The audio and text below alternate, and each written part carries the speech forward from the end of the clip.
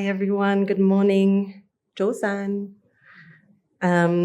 It's really a joy to be here with you this morning, celebrating Buddhistdoor Global's 30th anniversary.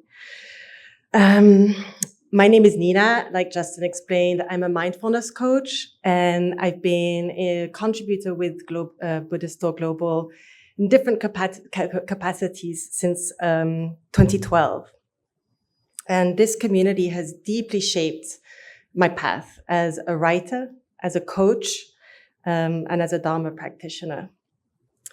For me, Buddhistdoor is far more than a publication. It's really been a global sangha, a vital doorway that connects ancient Dharma wisdom with the modern world.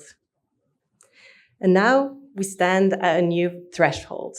How exciting. So today I want to explore with you this new era through three connected lenses: my personal journey with Buddhistdoor Global, my professional perspective as a coach, and the pressing questions raised by the rise of artificial intelligence. And because both coaching and Buddhism understand that wisdom comes not from answers, but from inquiry, we'll be holding these themes together with a simple, powerful tool: the art of asking good questions. So in my coaching practice, I often ask clients, what wants to be expressed in this moment? What wants to be expressed in this moment? This simple question opens doors to deeper awareness. Recently, I was working with a client who was really rushing her way through the formal steps of her divorce. And she recognized she really needed to slow down. She had a deep-seated need to connect and honor the memories that she had shared with her ex-partner. So the space that we created together became her doorway to clarity. And in my opinion, it's the same quality that Buddhistdoor has cultivated for decades, creating space for wisdom to emerge through patient inquiry rather than quick answers. Siddhartha Gautama Buddha himself taught through questions. In the early Buddhist texts, we see him asking groups of monks questions like, is consciousness permanent or impermanent? Not to trick them, but to awaken their own insights. And likewise, Zen masters wield koans to unlock understanding. A few years ago, I interviewed a New York-based Zen teacher for Buddhistdoor, Sensei Koshin Paley Ellison. And I had noticed that his book, Wholehearted, each chapter ended with a question. And so I asked him about this, and he explained that he did this very intentionally. He said, because our lives aren't yes or no situations. Our lives aren't yes or no situations. And he sees this as a joyful practice, keeping understanding alive and evolving, and keeping doors ajar for discovery. So this resonates deeply with my coaching approach. One of my favorite questions to ask, inspired by Buddhist meditation practices, is, what's between the thoughts right now? What's between the thoughts right now? It often reveals what's most alive beneath the mental noise. So let me take you back through one particular door to Wang Fat Ching She in Hong Kong, 2012.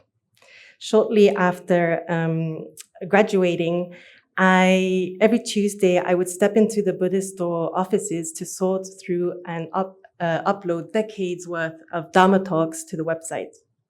From Theravada monastics to Zen Roshis to engaged Buddhist activists. One talk from Khyentse Nobu about impermanence really shaped how I now show up for grieving clients. And another talk by Ajahn Brahm really impacted how I work with self-critical clients. So these voices, as you can see, still inform my coaching today, reminding me how mindfulness and wisdom meet people exactly where they are. So back in 2012, during lunch breaks over delicious monastic cooked meals, we would discuss everything from travel to Buddhist psychology and digital Dharma. I occasionally practiced my very basic Cantonese, often mangling the tones, but this was met with deep compassion and encouragement. Those lunches showed me that transmission happens often in the between moments, the spaces between bites, the warm smiles that followed my terrible translations. And now AI brings both new possibilities and challenges to this process of spreading the Dharma. Chatbots can mimic Thich Nhat Hanh's words, but can they replicate the smile that carried decades of monastic practice? Or the warmth of a teacher's presence that says, I see you, without speaking? Some of my coaching clients use ChatGPT between our sessions. It's 24/7 availability, and it's reassuring. Words can be very soothing. Yet nearly all report the same limitation. It can't replace what happens in our sessions. And why is that? I believe it's because real transformation often occurs in relationship. When a client takes a deep breath and their shoulders drop as they realize and share, this pattern makes sense now. When silence stretches comfortably because something important is integrating. These moments of mutual presence, this sacred space between two humans, no technology can replicate. In 2021, I attended the Wooden Fish Foundation conference, Buddhism, Science, and Future, where scientists, monastics, and tech developers debated consciousness, perhaps the most pressing question of our AI age. And I remember how Venerable Dr. Yifa gently reminded us that this exploration is as ancient as Dharma itself. She reflected that Buddhism has asked for millennia, what is mind? What is consciousness? And what is authentic wisdom? So her questions revealed how our current dilemmas are also timeless ones. So the Dharma can help us meet new technologies with ancient discernment. And to ask, as we would in coaching, what aligns with our values? And what here serves awakening? Going back to Sensei Koshin, he observes how Buddhism adapts to where it is. And Buddhistdoor embodies this beautifully. Whether sharing teachings from Tibetan masters or Brazilian artists, through the printed word or video compilations, each iteration keeps the Dharma alive without losing its heart.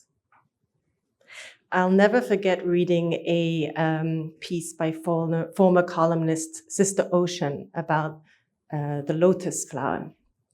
And her vivid descriptions of the plant really transformed as she moved between life as a layperson to monasticism. And that same lotus, seen through different eyes, became a living metaphor for how context shapes our practice.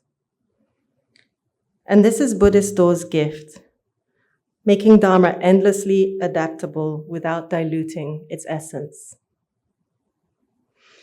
So as we stand at this threshold, I have just a few curiosities. How can we create digital Dharma spaces that value human pace and presence? How can we create digital Dharma spaces that that value human pace and presence? What technologies might actually support rather than replace authentic connection? So what technologies might actually support rather than replace authentic connection? And how do we honor Buddhism's roots while embracing necessary innovation? How do we honor Buddhism's roots while embracing necessary innovation? In coaching, I often ask my clients, what does your heart sense? And so I'll ask you now, what possibilities is your heart sensing for Buddhistdoor's next era? Thank you, everyone. I'll let you ponder these questions.